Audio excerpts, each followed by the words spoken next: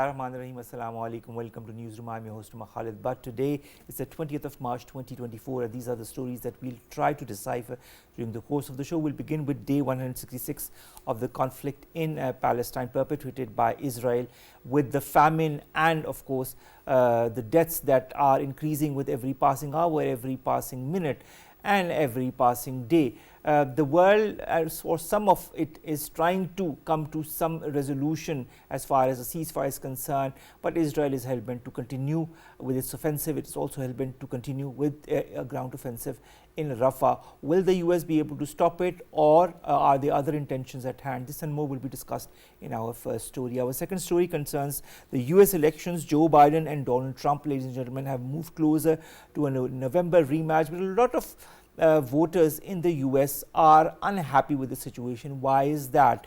Also, will all the convictions of Trump be a kind of trap for him to not contest the elections, or will he contest them nevertheless? This and more will be discussed in our second segment. Then we are going to discuss the mysteries of COVID. 4 years have passed, ladies and gentlemen, since COVID began across the world and in Pakistan as well. It was declared a global pandemic in March 2020. A lot of questions regarding it. Why did it spread so quickly? How sick would it make people? Would a single bout bioprotection from future cases? This and more have finally now been answered in a report, and we'll decipher that as well. Then we'll talk about the International Day of Happiness that is being observed across the world, but unfortunately, with all the crises engulfing the world, happiness seems a distant memory. Nevertheless, we need to be as positive as possible. And finally, the Capital Development Authority has selected Margot as Islamabad's official mascot to give the federal capital an identity. So finally, Islamabad has an identity in the form of Margot. Let's begin with our first segment, ladies and gentlemen, and that concerns day 166 of the Palestine and Israel conflict. We've been joined by Ambassador Naela Chohan, former ambassador. She's right here with us in the studios. Thank you very much, ma'am, to have joined us. More than 5 months, ma'am, into Israel's ground and air campaign, US Secretary of State Anthony Blinken says that 100% of Gaza's population is now at severe levels of acute food insecurity. World Health Organization says an increasing number of children are on the brink of death due to acute hunger, newborns simply dying because of low birth weight. Then there are those who cannot get access to medicine, due to which they are also in a debilitating state. Famine is imminent, is likely to occur by May in northern Gaza and could spread across the enclave by July. This is a report that is backed by the United Nations that has just been released. Malnutrition, food insecurity continue. Will this be incentive enough, in your point of view, for a ceasefire? Will there be any humanity in those who are perpetrating this in Gaza to stop or to pause it for some time? To be very honest, unfortunately, this is the month of Ramadan, and one needs to be optimistic, but the question you have posed, those who are perpetrating all this violence are unlikely to stop. You have heard Mr. Netanyahu. You recall the recent dialogue between President Biden and Netanyahu, and President Biden said that Israel has gone over the top, and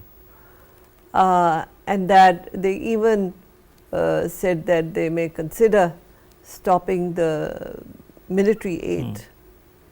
And yet Netanyahu says, I have drawn my own red line, and that red line will not be crossed until the whole of Hamas population is destroyed. How does he define Hamas?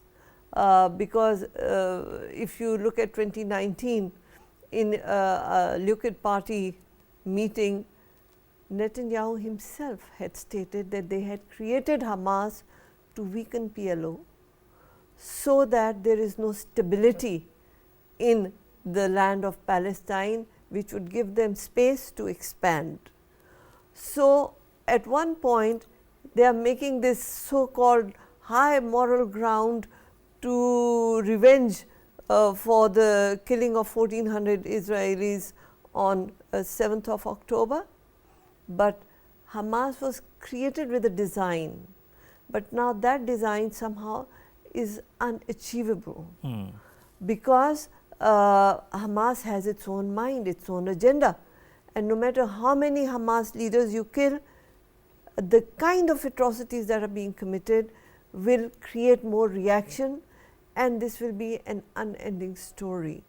So, I'm sorry to say, although with all the condemnation from international community, Netanyahu is not willing to stop.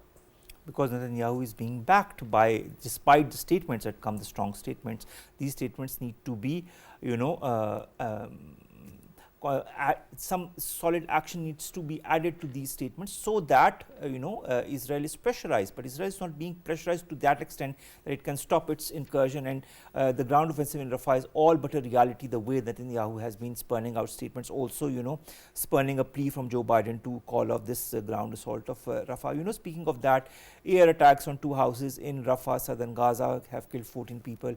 200 Palestinians have been arrested, 20 more killed during an assault on Al-Shifa. Again, the hospital is being targeted, which they say is because there are, Palestinian fighters that are present here. Again, something that is not proven to date, and there's no concrete proof that Israel has given.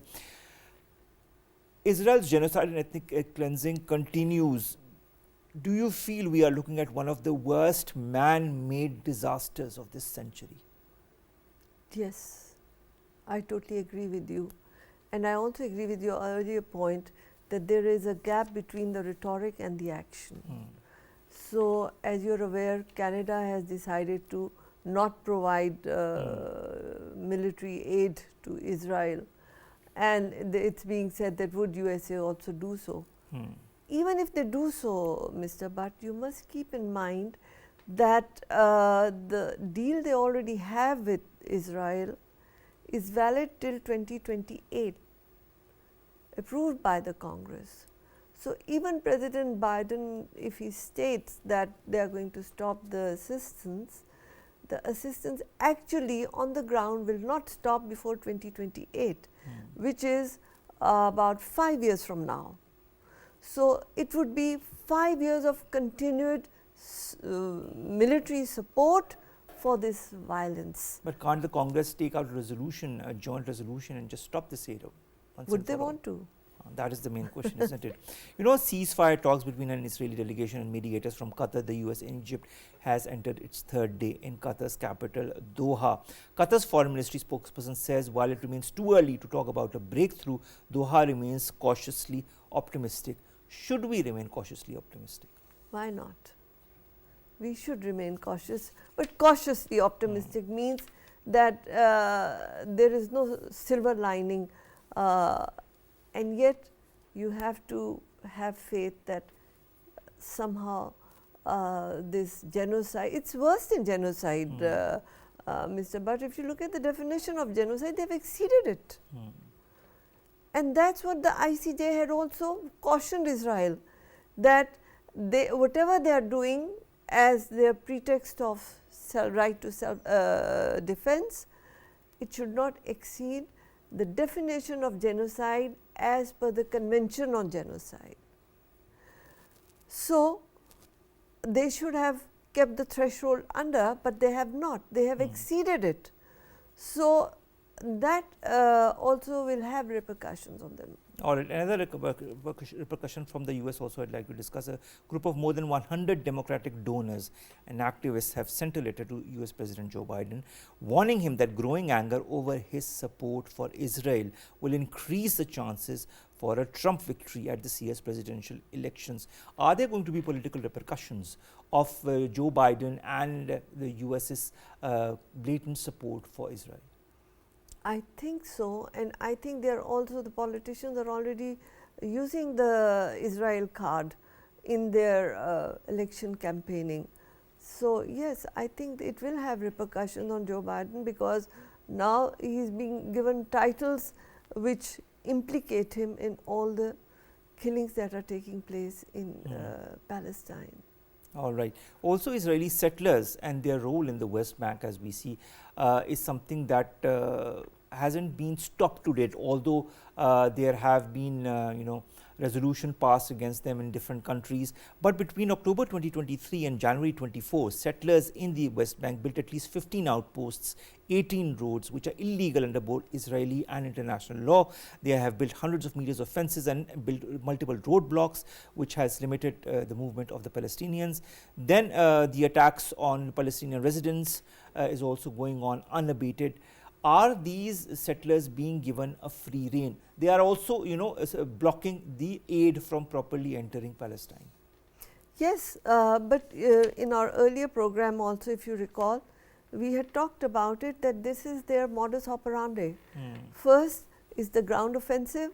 The IDF goes and cleans out the major hurdles, and they are followed by armed so-called settlers who start grabbing all the areas that are being vacated from the local population. And because they are armed, the local population is unarmed, they cannot reclaim their properties or their places, while these armed settlers then occupy those areas and call it their home. And this has had, the basic formula of Israel's expansion. All right. Speaking of, Israel and Palestine, there is also the whole question mark around UNRWA's role now that some countries have blocked the assistance that they were giving, including the United States, which was the biggest donor as far as UNRWA is concerned. There is an agreement between the US congressional leaders and the White House on a bill funding military, State Department, other government programs that will continue to block UNRWA funding until March of 2025. How will UNRWA be able to sustain itself? Will other countries pour in the necessary lacunae in these assistance that the US will not be providing till 2025? Well, that's a very good question. Firstly, the point that needs consideration is that why are they penalizing UNRWA? The reason is that while UNRWA is working on the ground, helping the victims, that also is providing data at the international level on the magnitude of atrocities being committed. So, this is by proxy exposing Israel's violations of international law on the ground. They have to stop that. They can't do it in other way. So, they are saying, oh, they are partisan and they are doing this and they are doing that, and consequently they will not be given funds for their action. In other words, they are choking down the Palestinians.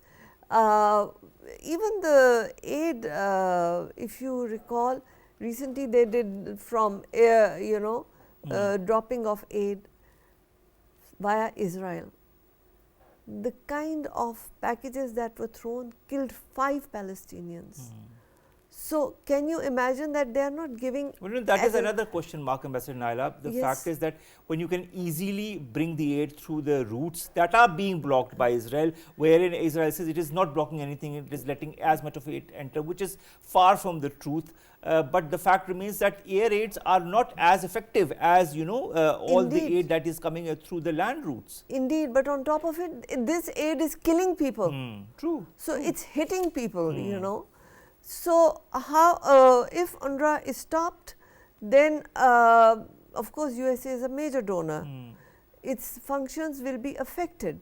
$300 to $400 million. Exactly. Annually. So, you will be choking down the Palestinians. But maybe this is the intention. I don't know what the intention is, because since the 7th of October, I'm only seeing the plight of the Palestinians and not much being done from the international community, including the backers of Israel. Axios Ambassador Naela Chohan, which is a US media outlet, reports that the Biden administration is weighing several alternatives to the ground invasion of Israel in Rafah, and we'll propose these options in a high-level Israeli delegation next week.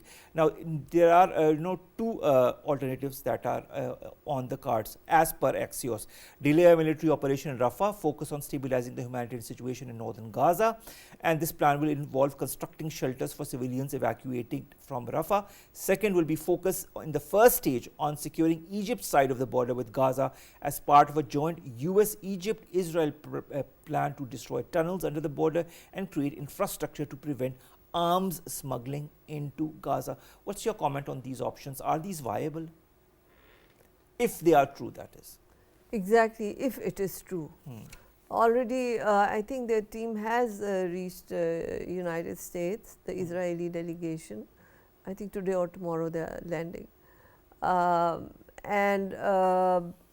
This Israeli, Egypt, USA understanding of those tunnels allegedly through which arms are being given, who are they being given to? Because the Palestinians are unarmed. So it is a very complex situation because there are quite a few vigilantes and gangs. You talk of vigilantes. Itamar Ben-Gvir has announced approving 100,000 new gun licenses since the 7th of October to Israelis, and he proudly mentions this. You know, on the one hand, they are investigating all kinds of arms through tunnels, and on the other hand, Israel is openly giving these arms to the Israelis to further weaponize them. Exactly. So you can see the audacity and indifference that is being demonstrated, and like we earlier talked about, the gap between the rhetoric and the actual actions is so big that there's no way you can, reduce that gap until there is sincerity by these powers that claim to have stake there. I think the sincerity is the key word, because if they couldn't have a ceasefire before the beginning of the holy month of Ramadan, I don't know what they have in mind for the coming days. And if, God forbid, this ground offensive in Rafah actually takes place with the million plus crammed inside this small space, I don't know what the repercussions are going to be as far as the casualties are concerned. And I don't know whether, I think Israelis or the Israeli government will be able to sleep very well at night, but all us bystanders who are watching this ethnic cleansing as it unfolds, we can't sleep properly because of this genocide, because of this barbarism that is going on since October last year. And I hope some respite comes. I really hope some light comes out of this tunnel for the moment, which seems quite bleak, which I thought at least that something would happen in the month of Ramadan, but that also didn't happen. Thank you very much, Ambassador Naela Chohan, to have joined us, to have talked to us. It's a very sensitive topic, I'm sure, to you as well. Being a mother, you understand that, and to all of us who have a little bit of humanity still left in them, to see what is unfolding in front of our eyes. Let's hope some positivity comes out of this conflict, this war in the coming days.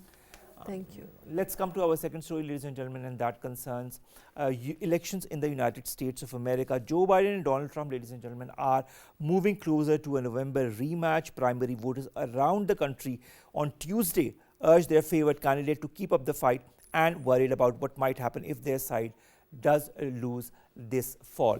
It was little suspense about Tuesday's results. Both candidates are already their party's presumptive nominees. Trump easily won the Republican primaries in Arizona, Florida, Illinois, Kansas, and Ohio, while Biden did the same, except in Florida, where Democrats cancelled their primary and opted to award all the 224 of their delegates to Biden. We've been joined by James Dorsey. He's a political analyst. Thank you very much, James, to have joined us. James, it's going to be a Donald Trump versus Joe Biden rematch in November, a rematch that is occurring in the US after quite a number of years. How would you describe the current electoral scenario as far as the US is concerned? Well, indeed, as you said, it's going to be a rematch as we had in 2016 between Donald Trump and Joe Biden. I think one of the differences is that while both of them do have a popular base, neither of them has a majority. And contrary to 2016, it's a choice between candidates that many Americans on both sides of the divide would not want to have, either because of what they represent or because of age or because of all kinds of other problems associated with them. All right, James, I'd like to understand, looking at the different polls and voter sentiment in the US, why are so many Americans unenthusiastic about 2024's choice for the White House? Well, I think, first of all, one's got to be cautious with polls. That's a lesson one certainly learned in 2016 when the polls did not predict a Donald Trump victory. The unenthusiasm is simply because there's a loss. I think there's basically a loss of confidence in politics. There's a deep-seated polarization in the United States. It's no longer a basis of consensus and then differences in all kinds of policy issues and so forth. It's really me or you. And it's very exclusionary, both on the Democratic side as well as on the Republican side. And that's not a picture that Americans, by definition, I think, embrace. All right. James, I'd like to bring your attention to Bernie Moreno, who defeated two challengers, Ohio Secretary of State Frank LaRose and Matt Dolan.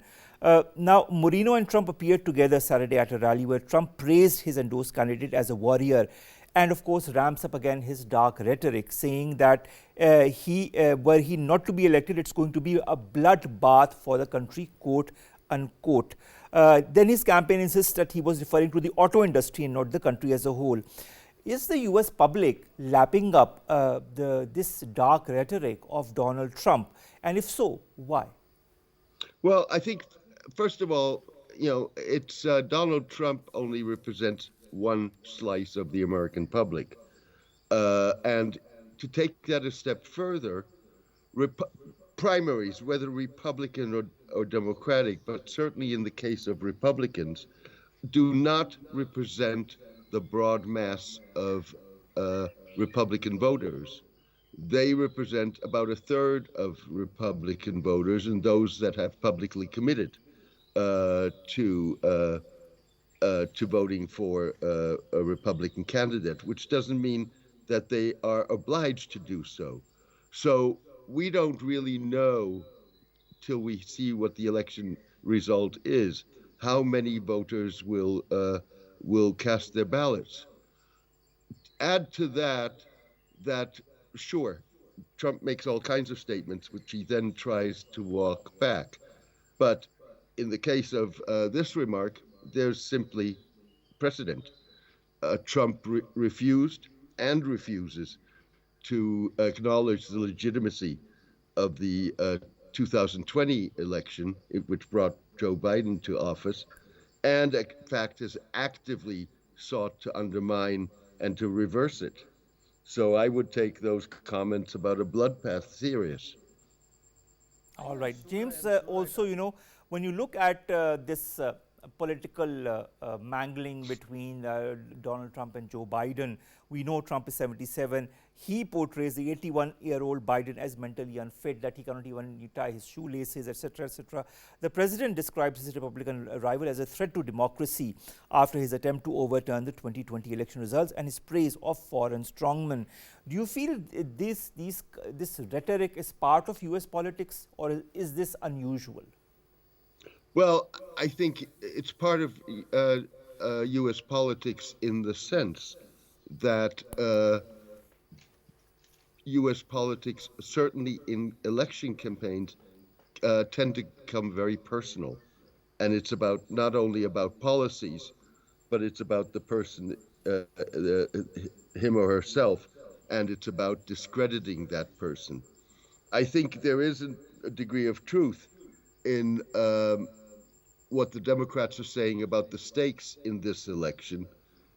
In most elections, no matter what you think of your opponent, you have always accepted that opponent fits within the democratic framework and is committed to upholding U.S. democracy. I don't think that's something one can assert with regard to Donald Trump. All right, James, I'd like to understand something regarding the migration issue. and its relation to US politics and how it's being used. Now, Trump and Republicans have hammered Biden on the influx of migrants crossing the US-Mexico border in recent years. They seek to capitalize on the issue well beyond the border states. Also, the state of Texas has very recently, late Tuesday, again prevented from enforcing a strict new immigration law that gives local police agencies the power to arrest migrants who cross the border without authorization. How important is migration for US politics? Well, the United States is built on migrants. Its population are descendants from migrants. So historically, migration's been the key to the United States. The founders of the United States were migrants, or the descendants of migrants. Now, to be fair, the issue of migration is not simply a US issue. It's an issue across the board. But look at Europe. And it's an issue that the right has tried to whip up, and by demonizing, if you wish, migrants. I think one's got to keep in mind that migrants are not simply, gee, there's a better opportunity there, let's pack up and go. And even if it's a difficult trip, a dangerous trip, worth the while, migrants are fleeing. Now, traditionally, within what concepts of international law, if you wish, political asylum, or asylum as such, was granted to people who were in danger of persecution for ethnic or for religious reasons, or were escaping life-threatening situations. Economic reasons was not did not give a migrant an automatic right for residency elsewhere. But fact of the matter is that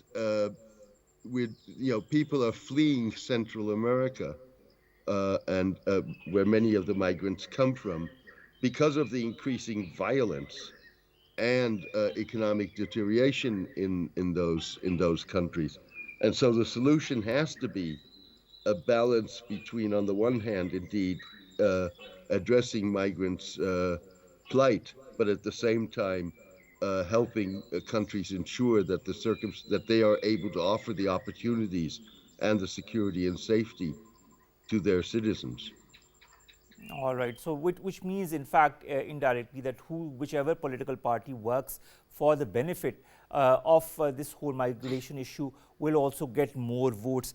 Speaking of Donald Trump, James, for the last year, he has coupled his campaign with legal challenges as well. There are dozens of criminal counts and civil cases on him in which he faces more than $500 million in fine.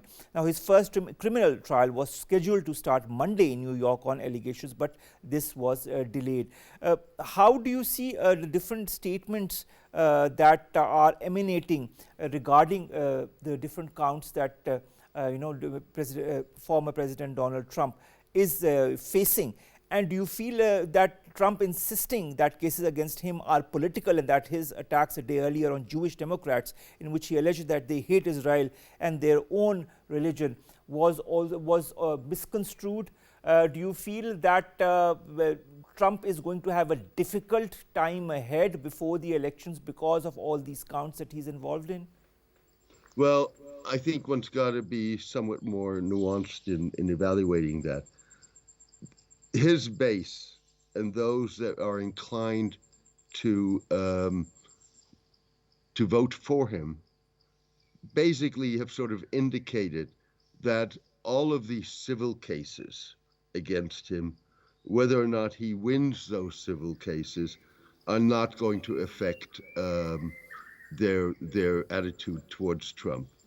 That's a different attitude than when it comes to the criminal cases, including the cases related to the January 6th uprising, where you had a violent attack on the U.S. Congress in an attempt to prevent Joe Biden from being proclaimed the victor of the U.S. election.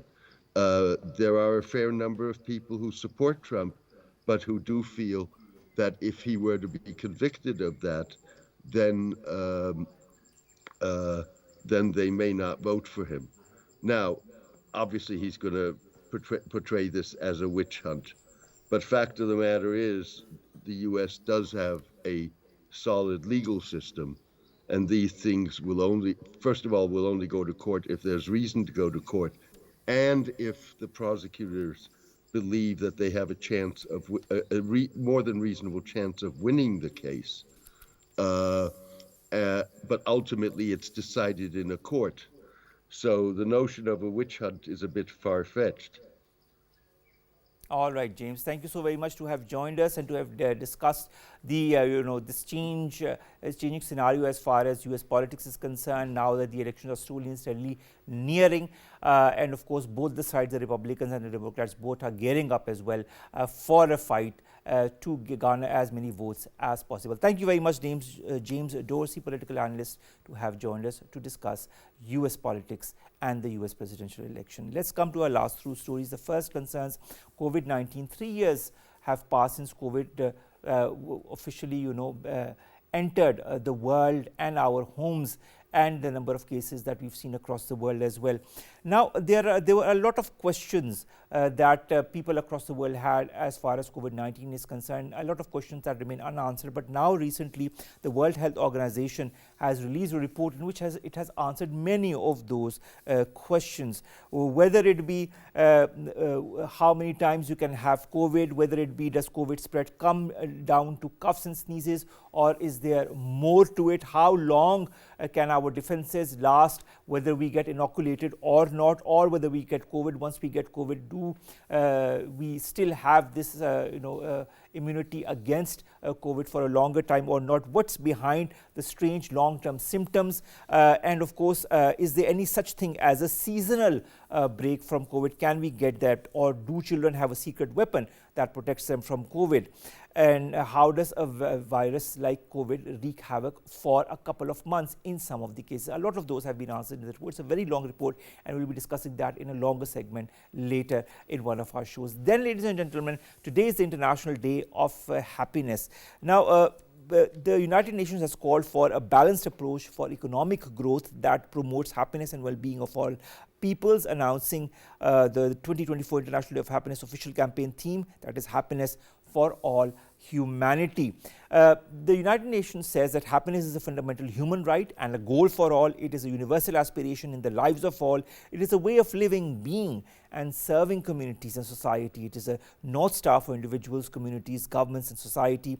And a happiness path towards achieving sustainable development goals is also extremely important. So, of course, one needs to, despite the circumstances, need to remain positive and see the glass as half full. This is what the International Day of Happiness is all about. Finally, Margot, ladies and gentlemen, has been selected as Islamabad's official mascot. The Capital Development Authority has selected Margot as the mascot to give the federal capital Islamabad an identity. The name Margot is derived from Mar, representing Margala, and Go, signifying prosperity or flourishing. It resembles a cheetah. Margot reflects the swift progress and dynamism of Islamabad. So, of course, now Islamabad has an official logo and an official identity. With that, ladies and gentlemen, we come to an end of today's newsroom. We'll see you, inshallah, tomorrow with news story segments that pertain to us, you, and Pakistan. Stay safe. Allah Hafiz.